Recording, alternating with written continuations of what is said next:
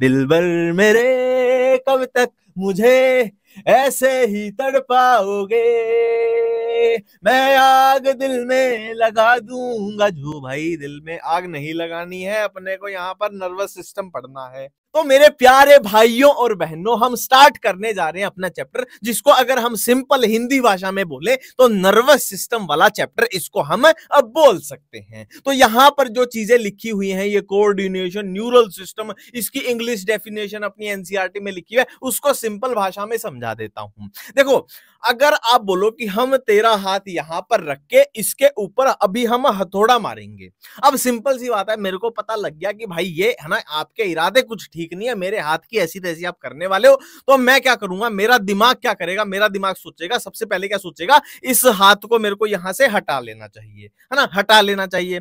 अब मैंने हाथ हटा भी लिया, मेरे को पता है कि भाई 4-5 बंदे अब मेरे आसपास खड़े हैं, वो फिर से मेरा हाथ यहां रख देंगे, तो मैं क्या कोशिश करूंगा, ये हाथ है ना, देखो मैंने हाथ का यहां से मूवमेंट करा, ये हटा लिया, फिर मैं क्या करूंगा, अपने पैरों का यूज करके यहां से अब भागने लग जाऊंगा, इस कमरे से बाहर भागने लग जाऊंगा। मतलब क्या है, पूरी बॉडी में एक तरीके से एक नेटवर्क फैला हुआ है, जिसने पॉइंट टू पॉइंट, है ना, एक तरीके से कोऑर्डिनेशन करा दी है ना, एक तरीके से कनेक्शन बना दिया है कि भाई मेरे दिमाग से मेरे हाथों तक भी एक वो चला गया कि भाई हाथ हटा ले, फिर क्या है, पैरों तक भी सिग्नल चला गया कि भाई पैरों से यहां से भाग ले, है ना, सारी चीजें अपने आप रेगुलेट हो रही है।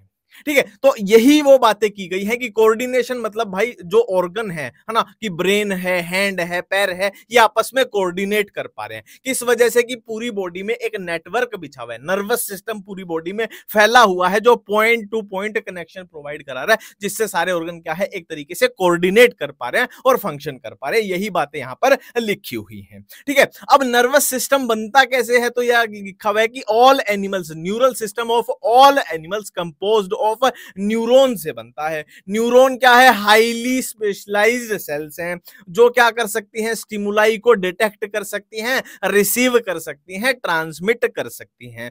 अब वही बातें चलेंगी कि हम पहले लोअर ऑर्गेनिज्म की बात करेंगे, फिर थोड़े से उससे एडवांस हो गए जैसे इंसेक्ट हो गए, और फिर वर्टिब्रेट तो ज्यादा ही एडवांस चीजों की बात करेंगे। ठीक है, तो बात कर रहे हैं कि भाई लोअर इनवर्टिब्रेट की, बिल्कुल ही पुराने एनिमल हैं, जैसे हाइड्रा की बात करें तो वहां पर जो नर्वस सिस्टम है वो बहुत ही सिंपल है। देखो ये बातें मैंने आपको पहले ही बताई हैं कि लोअर टू हायर चीजें एडवांस होती जाएंगी। देखो ये एडवांसमेंट का मैंने साइन भी लगा दिया है। तो भाई बिल्कुल ही सिंपल नर्वस सिस्टम है, नेटवर्क ऑफ न्यूरॉन प्रेजेंट है, बट ब्रेन यहां पर नहीं आया है, ब्रेन प्रेजेंट नहीं है। हाइड्रा की बात करें कि लोअर इनवर्टिब्रेट की, फिर थोड़ा सा एडवांस भाई, थोड़ा सा लोअर इनवर्टिब्रेट से हम थोड़ा इंसेक्ट की, अर्थ्रोपोडा की तरफ आ गए, थोड़ा हायर की तरफ आ गए हैं। यहां पर थोड़ा भाई क्या है, ज्यादा अच्छे से ऑर्गेनाइज्ड हो गया है कि भाई गैंग्लिया है, न्यूरल टिश्यू है, और क्या है, ब्रेन भी यहां पर आ गया है, जबकि यहां पर ब्रेन नहीं था। फिर भाई वर्टिब्रेट की बात करें तो इसमें तो भाई और ज्यादा डेवलप हो गया है, जैसे वर्टिब्रेट्स में ही हम आते हैं, ह्यूमंस आते हैं, तो हमारे अंदर तो भाई अच्छा खासा नर्वस सिस्टम डेवलप्ड है। देख लो ना आप कि हम पढ़ पा रहे हैं, लिख पा रहे हैं, नीट का एग्जाम देख पा रहे हैं, सोच पा रहे हैं, सब कुछ कर पा रहे हैं। ठीक है, तो यही अपने को पूरे चैप्टर में पढ़ना है कि ह्यूमन का नर्वस सिस्टम कैसा होता है। अब भाई ह्यूमन नर्वस सिस्टम की बात करें तो इसको दो पार्ट में डिवाइड कर दीजिए, एक सेंट्रल नर्वस सिस्टम, एक पेरिफेरल नर्वस सिस्टम। और थोड़ा सा इनके नाम से ही आइडिया लगाना कि सेंट्रल नर्वस सिस्टम सेंटर की तरफ है, और पेरिफेरल मतलब साइड में फैल रहा है, साइडों में पेरिफेरी की तरफ जा रहा है, नाम से ही हिसाब लगाना। ठीक है, अब सेंट्रल नर्वस सिस्टम में क्या क्या आएगा, अब ब्रेन आएगा और स्पाइनल कोड आएगी, और पेरिफेरल में क्या क्या आएगा, इसको दो पार्ट में डिवाइड कर दीजिए, ऑटोनोमिक एंड सोमेटिक। अब यहां भी थोड़ा नाम से हिसाब लगाना, चीजों को याद करने की बजाय उनके नाम से उसको समझने की कोशिश किया करो कि ऑटोनोमिक, ऑटो मतलब सेल्फ, मतलब खुद ही काम कर रहा है, मतलब ऑटोनोमिक वाला ऐसे ऑर्गन जो खुद ही काम कर रहे हैं, मतलब इनवॉलंटरी हैं, जैसे कि स्मूथ मसल है, या फिर इनवॉलंटरी ऑर्गन है, जैसे कि अपना डाइजेस्टिव सिस्टम है। अब डाइजेस्टिव सिस्टम तो खुद ब खुद काम कर रहा है ना, आप उसकी मसल कॉन्ट्रैक्शन या कुछ नहीं करा सकते, वो खुद ही काम कर रहा है। ठीक है, तो ऑटोनोमिक मतलब जो ऑर्गन खुद ही काम कर रहे हैं, जैसे स्मूथ मसल है वो इनवॉलेंट्री होती है, वहां पे ऑटोनोमिक पाया जाएगा। और सोमैटिक कहां पे, सोमैटिक जहां पर वॉलेंट्री चीजें आ गई हैं। फॉर एग्जांपल ये मेरा हाथ है, स्केलेटल मसल है, स्केलेटल मसल में हमने पढ़ा था कि स्केलेटल मसल मेनली बोन्स से अटैच होती है। जैसे मेरे हाथ में जो मसल है उनको मैं अपनी मर्जी से मूवमेंट करा सकता हूं अपने हाथ की, तो वहां पर सोमैटिक पाया जाएगा। अब मेरे डाइजेस्टिव सिस्टम में जो मसल है उनकी मूवमेंट में नहीं करा सकता हूं, वो इनवॉलेंट्री है। या फिर और भी इनवॉलेंट्री जगह है जहां पे स्मूथ मसल हो गया, और भी इनवॉलेंट्री बहुत सारे ऑर्गन है, तो वहां पर ऑटोनोमिक पाया जाएगा। ऑटोनोमिक को फर्दर सिंपैथेटिक और पैरासिम्पैथेटिक में डिवाइड कर दिया गया है। अब देखो जो बातें मैंने आपको अभी तक बताई है ना, उन्हीं को यहां पर डायग्राम की मदद से देख रहे हैं, है ना। चीजों को समझो। हमने क्या बोला था, नर्वस सिस्टम को दो पार्ट में डिवाइड कर दिया, एक सीएनएस यानी सेंट्रल नर्वस सिस्टम, एक पीएनएस यानी पेरिफेरल नर्वस सिस्टम। ठीक है, ये बातें हम कर चुके हैं कि ये भाई ब्रेन आ गया और ये स्पाइनल कॉर्ड आ गई, है ना। अब पेरिफेरल नर्वस सिस्टम में कुछ नहीं आएंगे, सिर्फ फाइबर आएंगे, सिर्फ नर्व फाइबर आएंगे पेरिफेरल नर्वस सिस्टम में। अब नर्व फाइबर भी कितने टाइप के हैं, दो टाइप के हैं, एक अफरेंट हो जाएंगे, एक इफरेंट हो जाएंगे। ठीक है, अब अफरेंट इफरेंट क्या है, देखो ये है सेंट्रल नर्वस सिस्टम, ये है अपने बॉडी ऑर्गन्स, और इनको जो आपस में जोड़ रहा है फाइबर्स के थ्रू वो है पेरिफेरल नर्वस सिस्टम। अब ये सेंट्रल नर्वस सिस्टम, ये बॉडी ऑर्गन्स। अब सेंट्रल नर्वस सिस्टम से बॉडी ऑर्गन्स तक जो सिग्नल लेके जाएंगे वो इफरेंट हो जाएंगे, और बॉडी ऑर्गन से सेंट्रल नर्वस सिस्टम की तरफ जो नर्व फाइबर सिग्नल लेके जाएंगे वो अफरेंट फाइबर हो जाएंगे। ठीक है, देखो इसका थोड़ा सा ट्रिक ऐसे लगा लिया करो कि हम सेंटर पे बैठ गए, है ना, कुछ भी नहीं करना, हम सेंटर पे बैठ गए, सेंटर पे बैठ गए मतलब सेंट्रल नर्वस सिस्टम पे बैठ गए।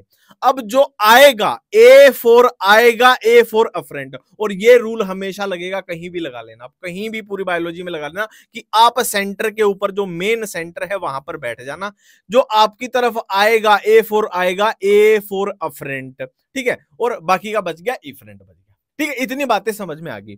अब देखो ये बातें मैं ऑलरेडी आपको बता चुका हूं कि अगर इनवॉलेंट्री ऑर्गन है या स्मूथ मसल है, मतलब ये पूरा काम इनवॉलेंट्री मतलब ऑटोमेटिक चलेगा, ऑटोमेटिक मतलब ऑटोनोमिक नर्वस सिस्टम की बात हो रही है। और स्केलेटल मसल जो कि वॉलेंट्री है, वहां पर सोमैटिक नर्वस सिस्टम आ जाएगा। ये बातें हम ऑलरेडी कर ही चुके हैं।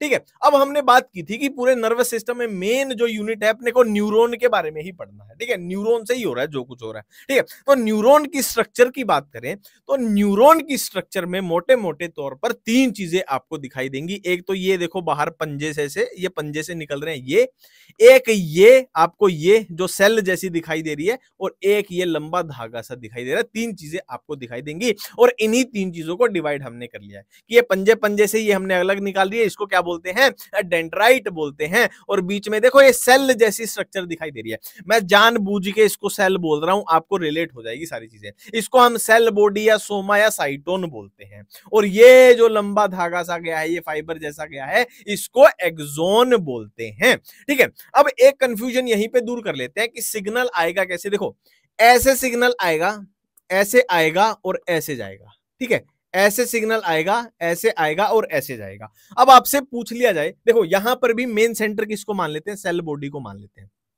ये अपना मेन सेंटर है। तो डेंड्राइट का पूछ लिया जाए तो डेंड्राइट सिग्नल कहां से कहां ला रही है, towards the cell body, dendrite ये सिग्नल ला रही है।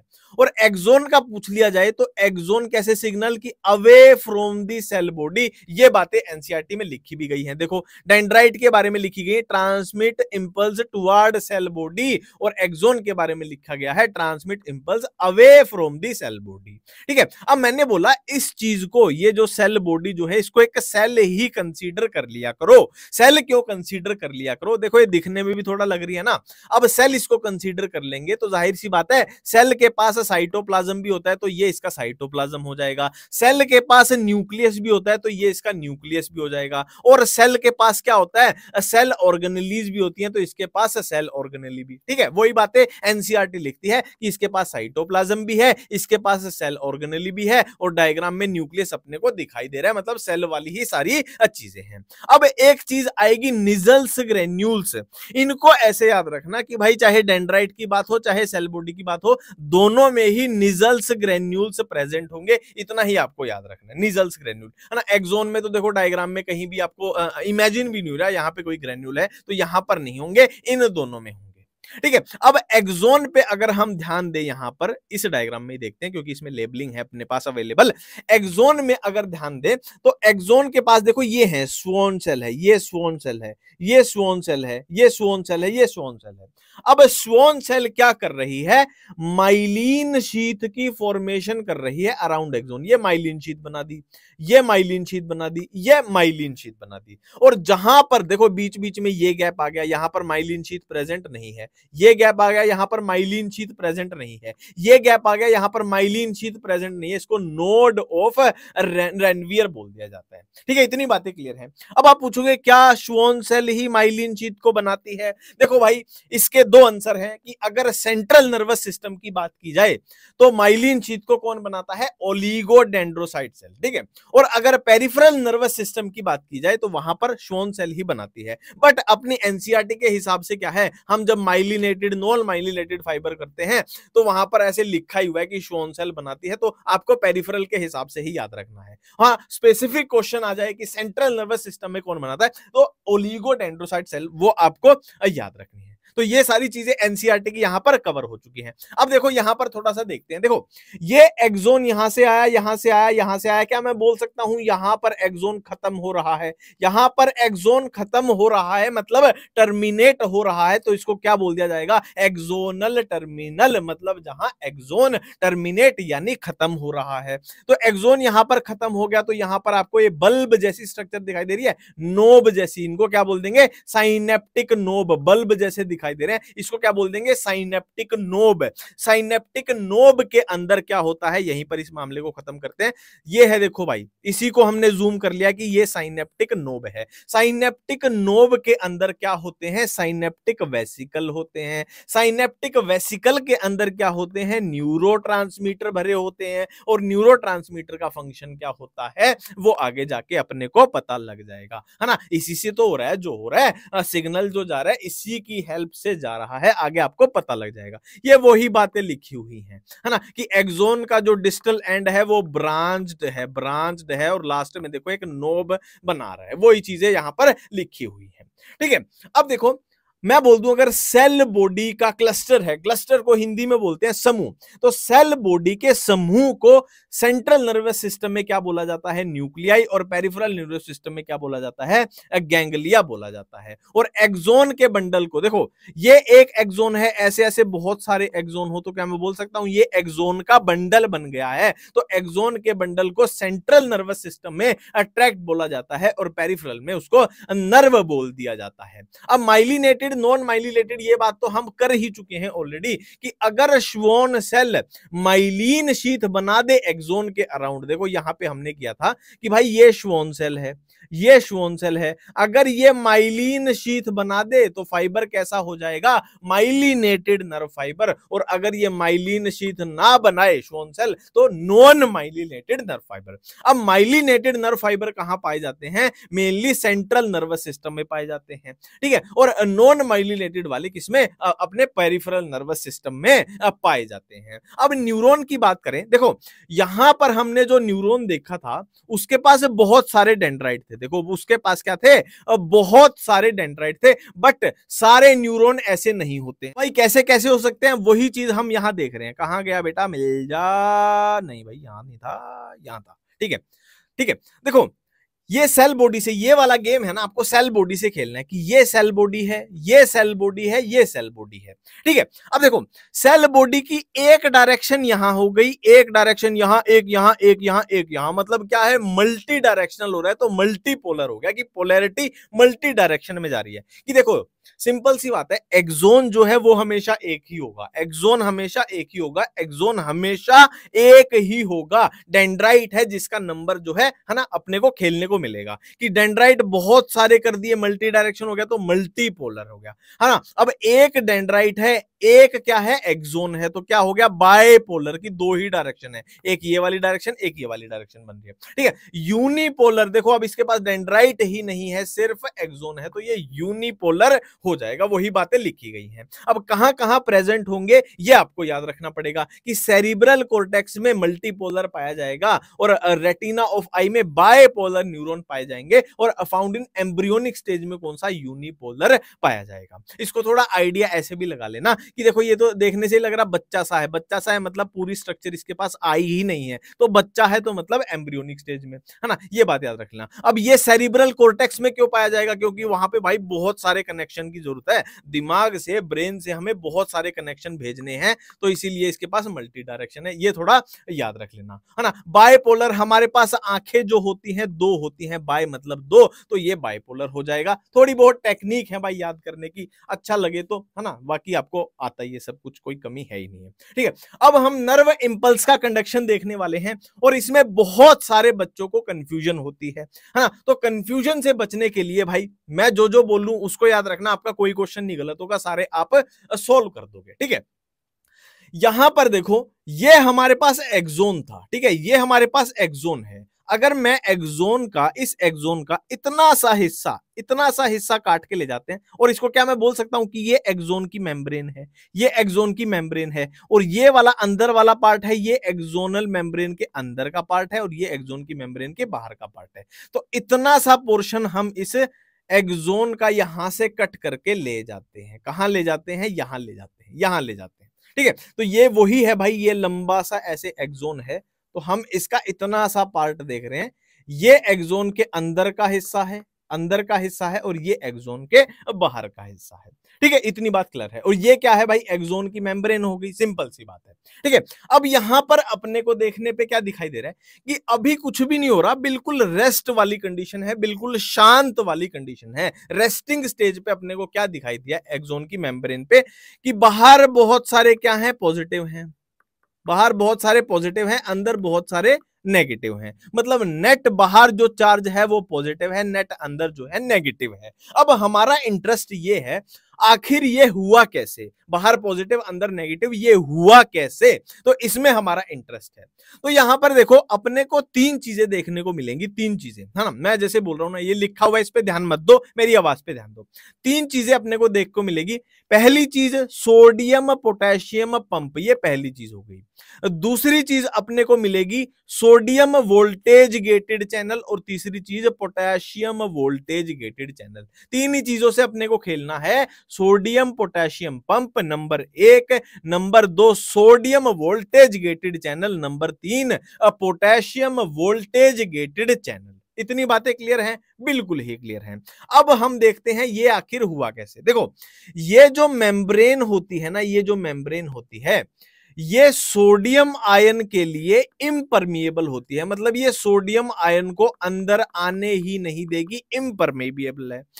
और ये पोटेशियम आयन के लिए परमिएबल है, मतलब पोटेशियम आयन अंदर आ सकता है, ठीक है। इतनी बातें अपने को क्लियर होगी। और ये मेंटेन किससे हो रहा है, ये सोडियम पोटेशियम पंप से मेंटेन हो रहा है। अब यहां पर मान लीजिए सोडियम पोटेशियम पंप लगा हुआ है, तो वो करेगा क्या, देखो सोडियम अंदर नहीं आ सकता, तो सोडियम तो बाहर को ही फेंकता रहेगा, और पोटेशियम अंदर आ सकता है, तो ये पोटेशियम को अंदर फेंकता रहेगा। कितने सोडियम बाहर फेंकेगा, ये तीन सोडियम को बाहर फेंकेगा, और दो पोटेशियम आयन को अंदर फेंकता रहेगा। कौन, सोडियम पोटेशियम पंप, कि तीन सोडियम को बाहर, दो पोटेशियम को अंदर।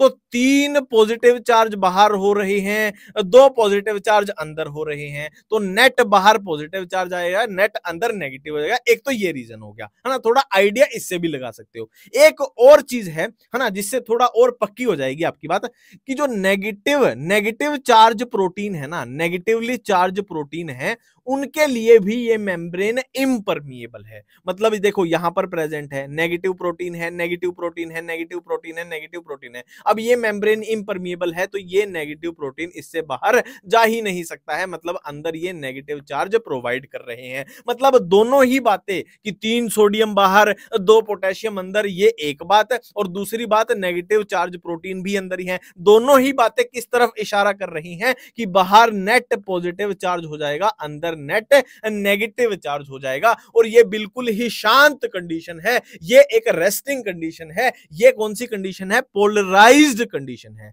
ये कौन सी कंडीशन है? पोलराइज्ड कंडीशन है ना। और इस पे पोटेंशियल क्या बोल देंगे? रेस्टिंग पोटेंशियल, की रेस्ट के दौरान रेस्टिंग पोटेंशियल। ठीक है, अब पोलराइज्ड क्यों बोला? देखो यहां पर पॉजिटिव है, यहां पर नेगेटिव है, कि चार्ज डिफरेंस आ गया है तो एक पोलैरिटी बन गई है, इसीलिए इसको पोलराइज्ड स्टेट बोला है। और इसको मेंटेन कौन कर रहा है? हम बात कर चुके हैं, सोडियम पोटेशियम पंप इसको मेंटेन कर रहा है कि 3 सोडियम को बाहर फेंक रहा है, 2 पोटेशियम को अंदर फेंक रहा है। और पोटेंशियल पूछ लिया जाए तो रेस्टिंग पोटेंशियल, मतलब ड्यूरिंग रेस्ट जो पोटेंशियल है वो ही हो गया रेस्टिंग पोटेंशियल। ठीक है, अब यहां पर आया स्टिमुलस। ठीक है, अब यहां पर आया स्टिमुलस, तो स्टिमुलस आने से क्या होगा? डीपोलराइजेशन होगी। देखो मैंने आपको बॉडी फ्लूइड वाले चैप्टर में भी बताया था, इन वर्ड को ऐसे याद रखा करो नॉर्मल हिंदी भाषा में कि डीपोलराइजेशन मतलब काम हुआ है, काम हुआ है। ठीक है, और रीपोलराइजेशन मतलब दोबारा नॉर्मल चीजें आ रही हैं। ठीक है, देखो सिंपल सी साइकिल है, मैं एक बार फिर से रिपीट करता हूं। पोलराइज्ड मतलब बिल्कुल शांत है, डीपोलराइजेशन मतलब काम हुआ है, रीपोलराइजेशन मतलब काम हुआ है, दोबारा अब नॉर्मल शांति की तरफ चीजें जा रही हैं। ठीक है, एक बार फिर से रिपीट करते हैं, यही है सारा खेल, कुछ नहीं है। पोलराइज्ड मतलब बिल्कुल शांत है, डीपोलराइजेशन मतलब काम हुआ है, अब रीपोलराइजेशन मतलब दोबारा अपने को शांति वाली स्टेज पे जाना है, तो काम करके दोबारा वो थकान उतार रहे हैं, दोबारा यहां शांत हो जाएंगे, यही अपनी साइकिल है। ठीक है, तो यहां हम बातें कर चुके हैं, ये बातें कर चुके हैं यहां तक। अब स्टिमुलस आया तो होगा क्या? वोल्टेज गेटेड चैनल कौन से खुलेंगे? सोडियम वोल्टेज गेटेड चैनल खुल जाएंगे। पोटेशियम वाले बंद हैं, सोडियम वाले खुल जाएंगे। अब सोडियम वोल्टेज गेटेड चैनल से होगा क्या? बाहर जो सोडियम था वो अंदर आ जाएगा। अब वो अंदर आने से मतलब बहुत सारा पॉजिटिव चार्ज अंदर आ गया। अब उससे हुआ क्या? नेट होता क्या था? बाहर पॉजिटिव होता था, अंदर नेगेटिव होता था। बट बहुत सारे सोडियम अंदर आ गए हैं तो हो गया क्या? उल्टा हो गया, अंदर पॉजिटिव हो गया, बाहर कैसा हो गया? नेगेटिव हो गया। मतलब जो नॉर्मल कंडीशन से उससे उल्टा यहां पे चीजें हो चुकी हैं, और इसी को क्या बोल दिया? डीपोलराइजेशन बोल दिया। और यहां पर जो देखो डीपोलराइजेशन मैंने ही बोला कि काम किया है, काम किया है मतलब एक्शन किया है कुछ, तो अब एक्शन किया है तो जो पोटेंशियल होगा वो एक्शन पोटेंशियल उसको बोल देंगे। यहां रेस्टिंग पोटेंशियल, यहां एक्शन पोटेंशियल। ठीक है, अब देखो यहां पर ये जो सोडियम वोल्टेज गेटेड चैनल है ये क्या हो जाएंगे? अब अपने को दोबारा नॉर्मल चीजें लानी है कि ये बंद हो जाएंगे, और कौन से खुल जाएंगे? पोटेशियम वोल्टेज गेटेड चैनल खुल जाएंगे, है ना। अब यहां पर दिक्कत क्या हो रही है? हमें ठीक क्या करना है कि गड़बड़ी ये हो गई, बाहर नेट कैसा चार्ज होना चाहिए था? पॉजिटिव, और अंदर नेगेटिव, ये नॉर्मल कंडीशन। बट यहां गड़बड़ हो गई, अंदर पॉजिटिव आ गया, बाहर नेगेटिव, तो इसको अपने को ठीक करना है। तो इसको ठीक करने के लिए पोटेशियम वोल्टेज गेटेड चैनल खुल गए, फिर पोटेशियम बाहर चला गया। बाहर जाने से क्या होगा? बाहर पॉजिटिव चार्ज चला गया, तो बाहर पॉजिटिव हो गया, अंदर नेगेटिव आ गया। अब हमने एक प्रॉब्लम तो ठीक कर दी कि बाहर नेट क्या आ गया? पॉजिटिव चार्ज आ गया, अंदर नेगेटिव आ गया, ये तो हमने ठीक कर दी। पर गड़बड़ी क्या हो गई कि पोटेशियम बाहर चले गए और सोडियम अंदर आ गए। इसको कैसे ठीक करें? इसको ठीक करने के लिए फिर से अपना सोडियम पोटेशियम पंप काम करेगा और दोबारा से चीजों को नॉर्मल कर देगा। कैसे कर देगा? 3 सोडियम को बाहर फेंकेगा, 2 पोटेशियम को अंदर फेंकेगा, फिर से ये नॉर्मल कंडीशन आ जाएगी, और यही है ना साइकिल रिपीट होती रहेगी, है ना। वोल्टेज गेटेड चैनल कब खुले? देख लिया ना कि डीपोलराइजेशन पे ये खुले, सोडियम अंदर आया, फिर ये खुले, फिर ये बाहर गया, फिर दोनों वोल्टेज गेटेड चैनल तो दोनों है ना बंद ही हो जाएंगे। जैसे यहाँ पे मैंने आपको बना के नहीं दिखाए वोल्टेज गेटेड, पर यहाँ पे भी प्रेजेंट तो है ही ना, उसी मेम्ब्रेन पे है, बट यहाँ पर बंद है। ठीक है, ये है भाई अपनी। अब इसको तुम घुमा फिरा के कितना ही कंफ्यूज करते रहो, वही चीजें लिखी हुई हैं, आसानी से समझ लोगे तो फायदे में रहोगे। ठीक है, अब हम आगे बढ़ते हैं। देखो साइनेप्स क्या होता है, देखो यहां पर देखो, ये एक न्यूरॉन है, ये दूसरा न्यूरॉन है। अब सिग्नल कैसे जा रहा है? मान लो यहां पर एक तीसरा न्यूरॉन भी होगा, सिग्नल ऐसे आया, फिर यहां से सिग्नल दूसरे न्यूरॉन पे, फिर यहां से तीसरा न्यूरॉन आ जाएगा, फिर एक और न्यूरॉन, फिर एक और न्यूरॉन, और पूरी बॉडी में ही ऐसे सिग्नल जाता है। तो साइनेप्स नाम से ही पता लग रहा है कि 2 न्यूरॉन जहां आपस में मिल रहे हैं, क्या मैं बोल सकता हूं कि वो साइनेप्स यहां अपने पास अब बन रहा है। अब ये साइनेप्स जो होते हैं, देखो यहां पर नाम क्या आ गए कि प्री प्री साइनेप्टिक मतलब जहां से सिग्नल आ रहा है, पोस्ट मतलब जहां पे सिग्नल जाएगा, पोस्ट होगी बाद वाली, है ना। साइनेप्स दो टाइप के हो सकते हैं, एक इलेक्ट्रिकल साइनेप्स, एक केमिकल साइनेप्स। इलेक्ट्रिक मतलब नाम से ही पता लग रहा है कि आयंस के थ्रू हो रहा है ना। और केमिकल मतलब कोई केमिकल है, कौन सा केमिकल है हम बात पहले कर भी चुके हैं कि भाई साइनेप्टिक वेसिकल होंगे, उसमें न्यूरोट्रांसमीटर होगा। न्यूरोट्रांसमीटर क्या है, एक तरीके का केमिकल है, उसके थ्रू यहां पर सिग्नल ट्रांसमिट हो रहा है। और इलेक्ट्रिक में क्या है, आयंस का यूज होगा, यही बातें हैं। और क्या बात अपने को डिफरेंस क्या दिख जाएगा कि देखो इलेक्ट्रिकल वाले में देखो कि ये प्री साइनेप्टिक है, ये पोस्ट साइनेप्टिक है, इन दोनों के बीच का गैप बहुत कम है। और यहां पर आप देखोगे गैप अच्छा खासा है, साइनेप्टिक लेफ्ट प्रेजेंट है, यहां पर गैप अच्छा खासा है, एक ये बात हो जाएगी। और तीसरी बात क्या है, इलेक्ट्रिक वाला नाम से ही पता लग रहा है भाई बिजली का ही यूज कर लिया है, तो भाई वो फास्ट होगा। केमिकल वाला थोड़ा स्लो होता है, ठीक है। बट क्या है, अब देखो फास्ट वाला है तो जाहिर सी बात है वो थोड़ा एक्सपेंसिव भी होगा, है ना। ये स्लो है तो मतलब सस्ता है, तो बॉडी में मेनली जो यूज होता है ये वाला होता है, ये बहुत कम जगह होता है, ठीक है। मैंने क्या बताया आपको, डिफरेंस क्या क्या बताया, कुछ भी पढ़ने की जरूरत नहीं यार, अपने आप हो रहा है। देखो प्री साइनेप्टिक और पोस्ट साइनेप्टिक बहुत क्लोज हैं, बीच में गैप बहुत कम है इलेक्ट्रिक में, और बीच में गैप ज्यादा है, थोड़ा साइनेप्टिक लेफ्ट प्रेजेंट है, ये केमिकल में हो गई। और क्या डिफरेंस बताया, ये किसके थ्रू हो रहा है, आयंस के थ्रू हो रहा है, और ये किसके थ्रू, केमिकल के थ्रू, न्यूरोट्रांसमीटर के थ्रू हो रहा है। और मैंने क्या बताया, ये बहुत फास्ट होगा और ये थोड़ा स्लो होगा। इसको ऐसे भी ध्यान रख लो, गैप कम है तो जल्दी जल्दी ट्रांसफर हो रहा है, और इसमें गैप ज्यादा है तो थोड़ा स्लो चलेगा, कि केमिकल है तैरता तैरता जाएगा और इस तरीके से जाएगा, ठीक है। अब ये फास्ट है तो जाहिर सी बात है जो बहुत फास्ट कार होती हैं, स्पोर्ट्स कार होती हैं, बहुत महंगी होती हैं, सबके पास नहीं होती हैं वो, है ना। और केमिकल वाला भाई सस्ता है, स्लो स्लो जाएगा, है ना। अब नॉर्मल गाड़ियां 5-10 लाख वाली सबके पास हैं, तो ये भाई है ना मेनली प्रेजेंट होगा हमारे सिस्टम में। ये वही बातें लिखी गई है कि ये रेयर है, ये मोस्टली प्रेजेंट है, ये आयंस के थ्रू, ये न्यूरोट्रांसमीटर के थ्रू, है ना। Very close synaptic left, faster slower, कुछ भी याद करना ही नहीं है। तो मेरे प्यारे दोस्तों अभी अभी हमने दो तरीके के साइनेप्स देखे, एक इलेक्ट्रिकल साइनेप्स, एक केमिकल साइनेप्स, ठीक है। और हमारा इंटरेस्ट ज्यादा किसमें है, केमिकल साइनेप्स में है। क्यों, क्योंकि ज्यादातर हमारी बॉडी में केमिकल साइनेप्स ही प्रेजेंट होते हैं, ये बात हम कर चुके हैं। तो ये भाई सिग्नल का ये ट्रांसमिशन जो हुआ है ऐसे, ये कैसे हुआ है ये हम देखना चाहते हैं। ये बातें हम कर चुके हैं कि ये वाली क्या हो जाएगी, प्री साइनेप्टिक सेल है, और ये पोस्ट साइनेप्टिक सेल है। तो ये इसको क्या मैं बोल दूं कि ये प्री साइनेप्टिक मेम्ब्रेन है और ये पोस्ट साइनेप्टिक मेम्ब्रेन है। तो होगा क्या भाई, यहां से मान लो एक्शन पोटेंशियल, यहां से सिग्नल आया, उससे होगा क्या, जो ये वेसिकल है ना जिसमें न्यूरोट्रांसमीटर भरा हुआ है, ये आ जाएंगे इस प्री साइनेप्टिक मेम्ब्रेन के पास आ जाएंगे, और यहां पर आके ये मेम्ब्रेन में मान लीजिए ऐसे चिपक गया, फिर ये भाई बर्स्ट कर जाएगा, फट जाएगा। अब इस वेसिकल के बर्स्ट करने से न्यूरोट्रांसमीटर रिलीज हो चुके हैं, कहां, साइनेप्टिक लेफ्ट में, ठीक है। अब यहां पर पोस्ट साइनेप्टिक मेम्ब्रेन है जिसमें इन न्यूरोट्रांसमीटर के लिए क्या लगे हुए हैं, रिसेप्टर लगे हुए हैं, तो ये रिसेप्टर से बाइंड कर जाएगा।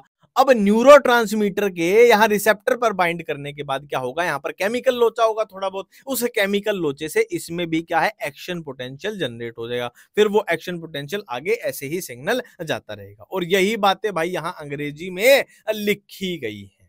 अब देखो नेक्स्ट हम सेंट्रल नर्वस सिस्टम पढ़ने जा रहे हैं, ठीक है। देखो ये भाई डायग्राम समझ ले, बोल के क्या बताऊं, समझ गए ना आप। ये अपनी खोपड़ी है, उसके अंदर ये अपना ब्रेन है। तो इस पोर्शन को, कि ये ब्लू वाली जो है ये बोन दिखाई दे रही है और ये ब्राउन कलर वाला अपना ब्रेन है, तो इस पोर्शन को थोड़ा सा क्या है हम जूम करके देख लेते हैं, ठीक है। अब हुआ क्या, जूम करके जब देखा, देखो ये ब्लू कलर वाली तो क्या है भाई, बोन है, हड्डी है, इसको तो यहां पर पढ़ना ही नहीं अपने को, ठीक है। तो हुआ क्या, ब्रेन की जब हमने कवरिंग देखी तो अपने को क्या मिली, क्रेनियल मेनाइंजिस अपने को मिली, 3 मिली। कौन सी, एक आउटर, एक मिडल, एक इनर, ठीक है। तो आउटर वाली जो होगी कौन सी होगी, ड्यूरा मैटर होगी, रेड कलर वाली। मिडल कौन सी होगी, ये ब्लैक कलर वाली, अरेक्नोइड मैटर। और इनर कौन सी होगी, पाया मैटर, ठीक है। अब देखो ये स्पेस जो है ड्यूरा मैटर के नीचे है, सब मतलब नीचे किसके, ड्यूरा मैटर के, इसको सब ड्यूरल स्पेस बोल देंगे। ये स्पेस अरेक्नोइड मैटर के नीचे है, तो सब मतलब नीचे, अरेक्नोइड मतलब सब अरेक्नोइड स्पेस इसको बोल दिया जाता है।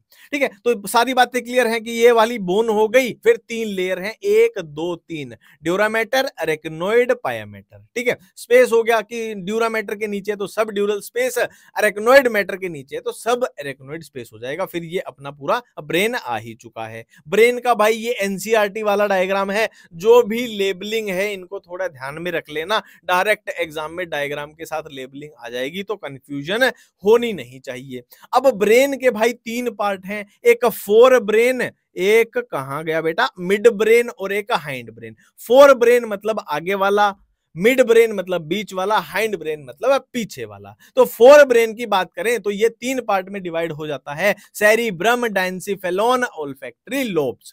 सेरिब्रम की बात करें तो इसका जो इनर पार्ट होगा उसको व्हाइट मैटर बोल दिया जाता है, आउटर पार्ट को ग्रे मैटर बोल दिया जाता है, या फिर उसको सेरिब्रल कोर्टेक्स भी बोल दिया जाता है। अब सेरिब्रल कोर्टेक्स के पास क्या क्या होगा, मोटर एरियाज भी होंगे, सेंसरी एरियाज भी होंगे, और कौन से, एसोसिएशन एरिया होंगे। अब एसोसिएशन एरिया के बारे में एनसीईआरटी लिखती है कि नाइदर क्लियर सेंसरी नोर मोटर। देखो मोटर वाले यहां आ गए, सेंसरी वाले यहां आ गए, और ऐसे जो नाइदर क्लियर सेंसरी नोर मोटर, ना तो क्लियर सेंसरी है ना ही मोटर है, उनको हम एसोसिएशन एरिया बोल रहे हैं। एसोसिएशन एरिया का फंक्शन क्या है, देखो आपकी एनसीईआरटी जैसे जैसे लिख रही है ना वैसे वैसे मैंने फ्लो चार्ट में उतार दिया, और कुछ नहीं है ये। इसके फंक्शन क्या है, इंटरसेंसरी एसोसिएशंस, मेमोरी, कम्युनिकेशन। डायंसिफेलोन में क्या क्या आएगा, देखो बीच में आ गया थैलेमस। अब थैलेमस के ऊपर कोई स्ट्रक्चर प्रेजेंट है, एपी मतलब ऊपर तो हो गया एपिथैलेमस। अब थैलेमस के नीचे हाइपो मतलब नीचे कुछ है तो हाइपोथैलेमस हो जाएगा। इतनी सी बातें हैं। अब देखो ये ग्रे मैटर व्हाइट मैटर की बात एनसीईआरटी में लिखी गई है कि यहां पर भी मैंने आपको बताया कि सेरिब्रल कोर्टेक्स ग्रे मैटर, इसको हम अब बोल रहे हैं कि cerebral cortex referred as a grey matter. और ये ग्रे कलर किस वजह से आया है कि सेल बॉडी वहां पर कंसंट्रेटेड कंसंट्रेट हुई है, उसकी वजह से ये ग्रे कलर आया है। अब आप बोलोगे व्हाइट कलर किस वजह से आया है, तो fibres of tract are covered with myelin sheath, myelin sheath की वजह से ये व्हाइटिश कलर आपको, ओपेक व्हाइटिश अपीयरेंस ये दिखाई दे रही है। ठीक है, अब हम आगे बढ़ते हैं भाई। हाइपोथैलेमस का काम क्या क्या है कि ये बॉडी टेम्परेचर को कंट्रोल करता है, urge for eating and drinking इसको कंट्रोल करता है, और कुछ हार्मोन्स को भी सिक्रीट करता है, जो हम हार्मोन्स वाले चैप्टर में पढ़ते हैं, हाइपोथैलेमिक हार्मोन उनको बोल देंगे। लिम्बिक लोब या लिम्बिक सिस्टम की बात करें तो ये बनाता कौन कौन है कि inner parts of cerebral hemisphere plus amygdala, hippocampus, ये लिम्बिक लोब को बनाते हैं। अब ये limbic lobe along with hypothalamus, फिर से मैं बोल रहा हूं, मैंने ये फ्लो चार्ट इसी तरीके से बनाए हैं जैसे एनसीईआरटी लिखती गई वैसे ही मैं फ्लो चार्ट बनाता चला गया। देखो लैंग्वेज क्या है कि लिम्बिक लोब होता क्या है कि inner part of a cerebral hemisphere plus amygdala, hippocampus, ये मिलके क्या बना रहे हैं, लिम्बिक लोब बना रहे हैं। अब ये limbic lobe along with hypothalamus क्या करता है, regulation of sexual behaviour, motivation, expression of emotional reaction, जैसे कि एक्साइटमेंट हो गई, प्लेजर हो गया, रेज, फियर, रेज मतलब बदला लेना, ये तो आपको पता ही होगा। एक्साइटमेंट क्या होती है, प्लेजर क्या होता है, फियर क्या होता है, इसकी हिंदी बताने की जरूरत है नहीं। अब हम मिड ब्रेन की बात करें तो मिड ब्रेन कहां पर प्रेजेंट होता है, located between hypothalamus and pons. फिर से मैं रिपीट कर रहा हूं कि मैं एनसीईआरटी की ही लाइंस को उठा के ये फ्लो चार्ट बनाता हूं ताकि आपको एनसीईआरटी एक एक वर्ड याद हो जाए। ठीक है, मिड ब्रेन में क्या क्या आएगा, सेरिब्रल एक्विडक्ट और कॉर्पोरा क्वाड्रिजेमिना। देखो यहां पे आ रहा है डक्ट, डक्ट मतलब ये एक कैनाल जैसी है कि कैनाल है पासिंग थ्रू मिड ब्रेन। देखो इससे ज्यादा आपको इसमें कुछ याद करना भी नहीं है, इससे ज्यादा आपसे पूछा ही नहीं जाएगा, आपको इतना ही याद रखना है, ज्यादा दिमाग लगाना, ज्यादा नॉलेज लेने की जरूरत आपको है ही नहीं है कि एक्विडक्ट है, डक्ट है मतलब कैनाल है, अब मिड ब्रेन में है तो मिड ब्रेन से पास हो रही है, काम खत्म। कॉर्पोरा क्वाड्रिजेमिना, देखो क्वाड्री, क्वाड्रा वर्ड किसके लिए होता है, जैसे क्वाड्रिलेटरल है ना, 4 के लिए यूज होता है, ऐसे याद रख लेना। ठीक है, तो 4 राउंड स्वेलिंग है, 4 लोब्स बोल लो, कहां पे, डोर्सल पोर्शन पे, डोर्सल पोर्शन पे नहीं, डोर्सल पोर्शन पे। ठीक है, तो भाई ये याद रख लेना कि जो जो लिखा हुआ ना उतना ही याद रखना है, इससे ज्यादा जानकारी आपको लेनी नहीं है, सच बोल रहा हूं, जरूरत ही नहीं है, इससे ज्यादा क्वेश्चन आएगा ही नहीं। ठीक है, अब हाइंड ब्रेन की बात करें, ये पूरी एनसीईआरटी आपके सामने छप गई है, फिर से मैं बोल रहा हूं, फालतू का साइंटिस्ट बनने की कोशिश मत करना, जितना है एनसीईआरटी में उतना ही करना, ज्यादा दिमाग है फिजिक्स में लगा लो, केमिस्ट्री में लगा लो, ठीक है। तो हाइंड ब्रेन के भाई 3 पोर्शन है, pons, cerebellum, medulla. Pons consist of fibre tract that interconnect different region of brain, यही एनसीईआरटी लिखती है। Cerebellum has very convoluted surface. Convoluted क्या होता है समझ गए ना आप यार, एक आधा ये वर्ड है ना, इनका मतलब कुछ नहीं होता है, आप इसको याद करने से अच्छा एक बार गूगल पे भर लिया करो कि कन्वोल्यूटेड मीनिंग इन हिंदी, कुछ भी नहीं मिलेगा आपको, लगेगा ये था क्या, फिर वो आपको हमेशा याद रह जाएगा, आपको दिक्कत नहीं होगी, ठीक है। अब कन्वोल्यूटेड होने से एडिशनल स्पेस हो जाता है। देखो कोई सरफेस मान लीजिए ऐसा है, ऐसा है, ठीक है। अब मैं इसी सरफेस को ऐसा बना दूं, ऐसा बना दूं, क्या मैं बोल सकता हूं कि सरफेस एरिया इसका बढ़ गया है ना, ये सरफेस एरिया इसका बढ़ चुका है, तो उसी वजह से ये है सेरिबेलम है भाई, कन्वोल्यूटेड है तो एडिशनल स्पेस बढ़ गया है उसका, कि बहुत सारे न्यूरॉन वहां आ सकते हैं, अटैच हो सकते हैं। अब देखो लास्ट है मेड्यूला। मेड्यूला के पास सेंटर होते हैं किसके लिए, respiration, cardiovascular reflexes, gastric secretion. देखो इसको ऐसे याद रखा करो, जो भी अपनी ह्यूमन फिजियो की यूनिट है ना, देखो गैस्ट्रिक वाला डाइजेशन वाला चैप्टर अभी डिलीट हो गया पर पहले था, और इंपॉर्टेंट चैप्टर होता है डाइजेशन वाला भी, ठीक है। तो जो भी अपनी ह्यूमन फिजियो की सबसे इंपॉर्टेंट चैप्टर है वो इसमें घुसा देना, कि जिनके बिना हम रह ही नहीं सकते। अब देखो ह्यूमन फिजियो में नर्वस सिस्टम वाला चैप्टर है, वो तो हम पढ़ ही रहे हैं, तो वो तो भाई घुसाना नहीं है, क्योंकि वो तो पढ़ ही रहे हैं ना, मेडुला पढ़ रहे हैं। और हार्मोन वाला चैप्टर है, तो ऐसे फील होता है ना कि हार्मोन में गड़बड़ी वड़बड़ी हो जाए फिर भी हम रह सकते हैं, जैसे किसी को थायराइड वायराइड हो जाए रह सकते हैं, है ना। मसल है भाई, मान लीजिए मेरे पैरों की मसल टूट गई, फिर भी मैं जिंदा तो रह सकता हूं ना। और यहाँ पर देखो रेस्पिरेशन, सांस ही नहीं ले पाऊंगा तो कैसे रहूंगा। गैस्ट्रिक डाइजेशन की बात होगी है, तो भाई खाना ही नहीं खाऊंगा तो जिंदा ही नहीं रह पाऊंगा। कार्डियोवैस्कुलर, अगर हमारे पास दिल ही नहीं होगा तो जिंदा ही नहीं रह पाएंगे। तो ये मेडुला, इससे याद रख लेना। तो ये चैप्टर भाई अपना खत्म होता है, मिलते हैं नेक्स्ट चैप्टर में नेक्स्ट वीडियो के साथ। थैंक यू, धन्यवाद।